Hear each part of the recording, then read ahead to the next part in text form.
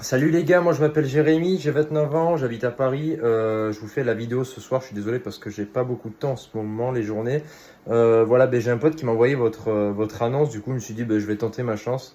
Alors moi c'est particulier, c'est vrai que ça part un petit peu dans tous les sens pour essayer de faire court, concis, je sais plus comment on dit. En fait je me suis marié à 21 ans et j'ai divorcé à 21 ans et je me suis marié dans un chinois à volonté. Voilà, en fait, mon ex-copine était kazakh, enfin mon ex-femme du coup, euh, était kazakh et en fait, la seule solution pour continuer notre relation, c'était de se marier.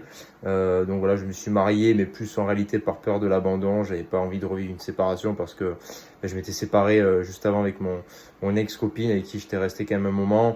Donc voilà, pourquoi dans un chinois volonté? Parce que j'en sais rien, ma mère est gitane, elle voulait aller dans un endroit où on se sentait bien. Moi, à la base, je voulais pas trop le faire. Elle a voulu faire quand même une fête. Donc, on a choisi le chinois à volonté. Ça a été assez folklorique, comme on peut dire. Je sais pas combien de temps doit durer la vidéo. Je vais essayer de faire rapide. Il y avait la famille de mon père et de ma mère qui pouvaient pas se voir parce qu'à ce moment-là, mes parents étaient en train de divorcer. Moi, j'ai pas assumé mon mariage. Au moment où j'ai dit oui, je voulais dire non. Qu'est-ce qui s'est passé d'autre? La veille du mariage, j'ai acheté mon alliance, notre alliance, la veille du mariage, 25 € à Histoire d'Or.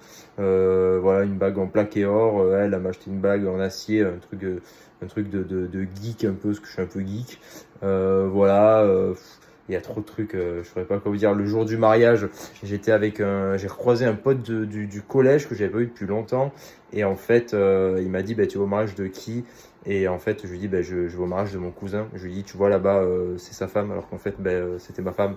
Enfin, il y a tellement plein de trucs. Quand on est rentré dans le chinois à volonté, ma femme avec sa robe qui était hyper longue, elle balayait les nems qu'il y avait par terre. Les jeunes regardaient comme si on était des extraterrestres, ce qui était particulier. Parce que quand j'ai rencontré mon ex-femme, on s'est rencontré à Pizza Pino.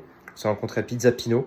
Je me souviens même à Pizza Pino, j'ai vu un mariage. Il dit, moi, jamais je me marierai dans un restaurant, c'est pas possible. Au final, j'arrive à faire pire, c'est-à-dire me marier dans un chinois à volonté. Mais au final, on a quand même bien rigolé, c'était cool. Et puis après, il y a eu d'autres trucs. Hein, je me souviens une fois, on s'est disputé. Elle avait posé la bague sur la table. Elle m'a dit, t'es sûr? Moi, j'ai dit, t'es sûr? Voilà. Sinon, c'est fini. Elle m'a dit, ouais, c'est fini. Et en fait, j'ai jeté la bague par la fenêtre. Je l'ai pas trouvée. On s'est réconciliés. J'ai racheté une bague de mariage à Swarovski, là, une 60aine d'euros.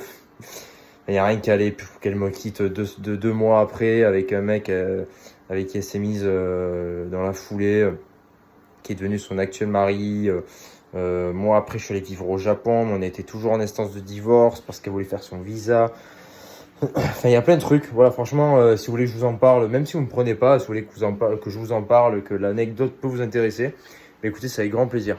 Voilà, les gars, j'espère que c'est pas trop long et keep the faith. À bientôt, peut-être.